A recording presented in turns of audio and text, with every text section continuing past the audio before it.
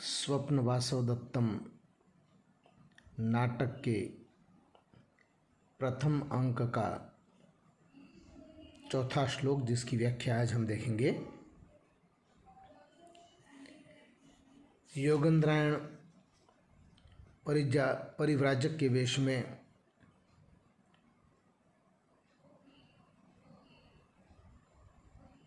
तपोवन में प्रवेश करता है और वहाँ पर लोगों को जब हटाया जाता है, मगजराज दर्शक की बहन की रक्षा के लिए चलने वाले सैनिकों के द्वारा, तो वह कहता है कि नगर के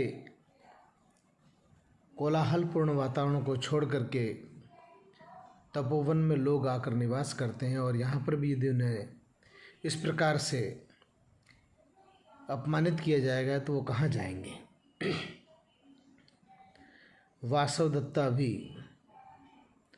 कहती है कि यह कौन हटा रहा है। योगेंद्रायण कहता है कि महारानी, जो अपने आप को धर्म से हटा रहा है। वासवदत्ता फिर कहती है कि मेरे कहने का प्रयोजन ये नहीं था, क्या मुझे भी यहाँ पर इसी प्रकार हटाया जाएगा।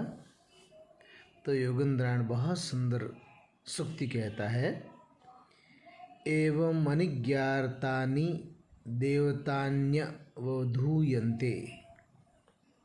कि हे महारानी, इस प्रकार अनजान या अपरिचित होने पर देवता भी तिरस्कृत हो जाते हैं। अभी आपको यहाँ पर कोई जानता नहीं है कि आप वत्स देश की महारानी वासवदत्ता हैं। यहाँ पर आप एक साधारण स्त्री अवंतिका के रूप में हैं, इसलिए आपके प्रति एक सामान्य नागरिक की तरह व्यवहार किया जा रहा है। इसलिए आपको दुखी और परेशान होने की आवश्यकता नहीं है। वासवदत्ता फिर से कहती है, आर्य तथा परिश्रमः परिखेदम नोत्पादयति यथायम परिभवः। आर्य, चलने की थकावट भी उतना खेद उत्पन्न नहीं कर रही है कि जितना कि यह तिरस्कार। और तब योगेंद्रायण उस वासवदत्ता को आश्वस्त करता हुआ कहता है, भुक्तोज्झितः एव विषयो अत्र भवत्या नात्र चिंता कार्या कुतः। हे देवी, आपके द्वारा ऐसे राशि अनुभवों को भोगा गया है और कुछ अल्पकाल के लिए त्यागा गया है, इसलिए इस विषय में चिंता नहीं करनी चाहिए। और बहुत सुंदर श्लोक कहता है वह। संस्कृत साहित्य के महत्वपूर्ण जो श्लोक हैं उनमें से एक यह है।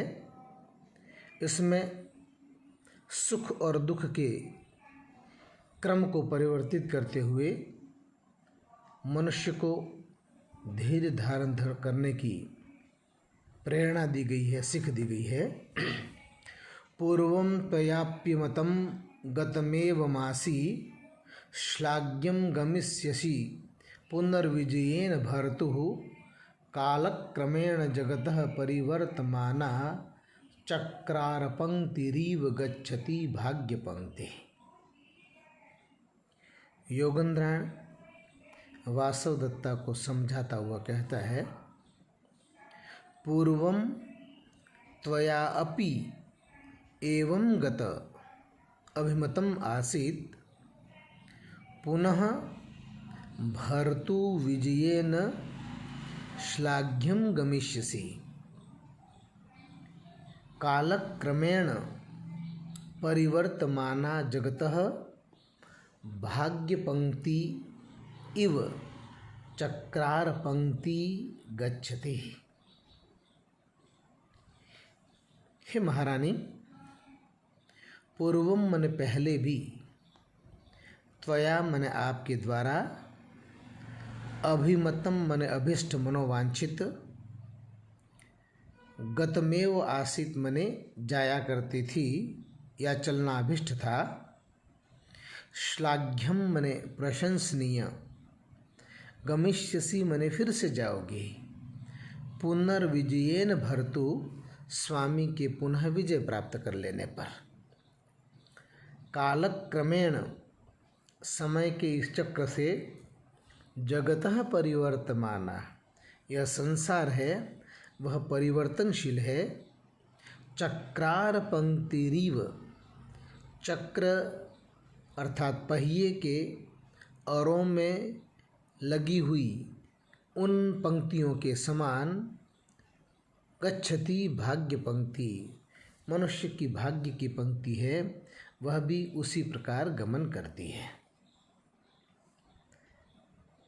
महामंत्री योगेंद्रायण हटाए जाने से दुखी वासवदत्ता को समझाते हुए कहते हैं कि पद्मावती के राजपुरुषों के द्वारा लोगों को हटाया जा रहा है, हम भी हटाएंगे, अतः हम अपमानित अनुभव करते हैं। योगेंद्रायण कहता है कि आपके द्वारा इन स्थितियों को उपभोग कर छोड़ा गया है, इसलिए दुखी, परेशानी और कष्टपूर्ण स्थिति की आवश्यकता नहीं है। महाराजा उदयन के खोए हुए राज्य को पुनः प्राप्त कर लेने के पश्चात आप फिर से महारानी के उस प्रशंसनीय पद को प्राप्त करोगी, इसलिए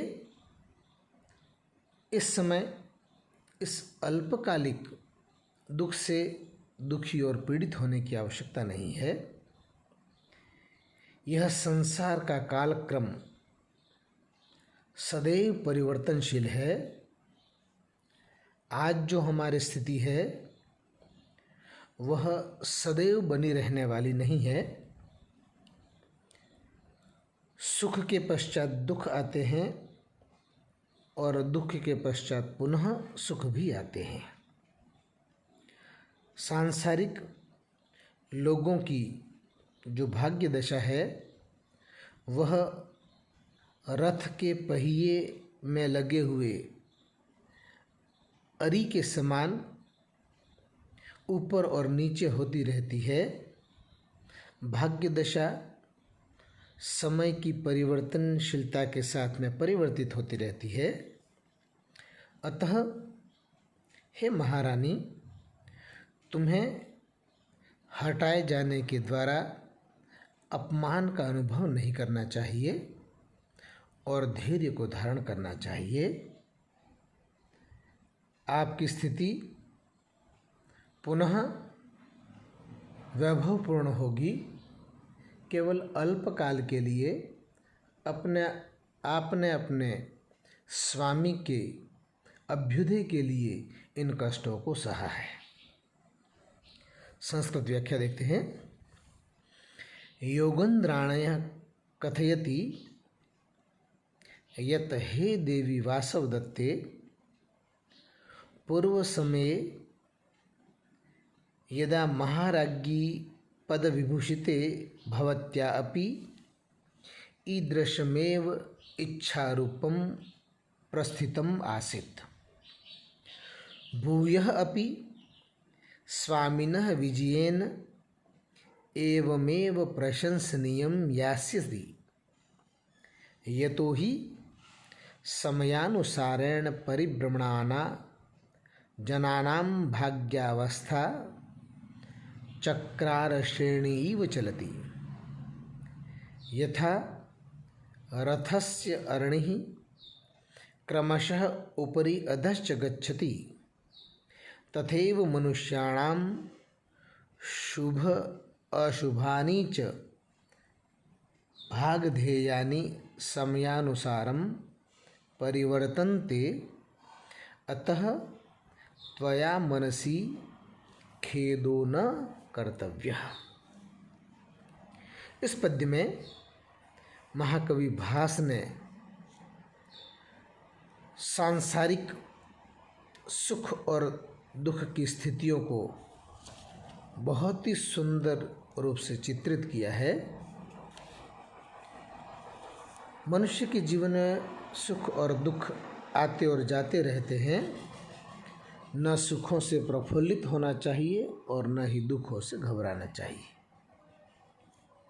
महाकवि कालिदास ने भी इसी प्रकार की सुंदर अभिव्यक्ति अपने ग्रंथ में की है। कस्यात्यंतम सुखम उपनतम दुखम एकांततो वा नीचेर्गच्छितुपरि च दशा कालनेमिक क्रमेण। पंचतंत्र में भी कहा गया है, सुखमापतितं सेव्यं दुःखमापतितं तथा चक्रवत् परिवर्तन्ते दुखानि च सुखानि च। सुख और दुख मनुष्य के जीवन में आते और जाते रहते हैं। अतः सुख और दुख दोनों की स्थिति में संभाव रखते हुए उन्हें सहन करना चाहिए। यहाँ वसंत तिल का छंद है और अर्थांत्यन्यास अलंकार है। व्याकरणात्मक टिप्पणी देखते हैं। अभिगतम में अभिमतम अभि मन धन क्त प्रत्यय मिलकर अभिमतम शब्द बना है। गम धातु में क्त प्रत्यय मिलकर के गतम शब्द बना है। कालक्रमेण कालस्य क्रमः इति तेन षष्ठी तत्पुरुष समास है। चक्रार पंक्ति चक्रस्य अराह तेषां पंक्ति इति षष्ठी तत्पुरुष समास है। परिवर्तमाना परि उपसर्ग पूर्वक व्रत धातु शानच प्रत्यय मुख का आगम और टाप प्रत्यय मिलकर के परिवर्तमाना शब्द बना है।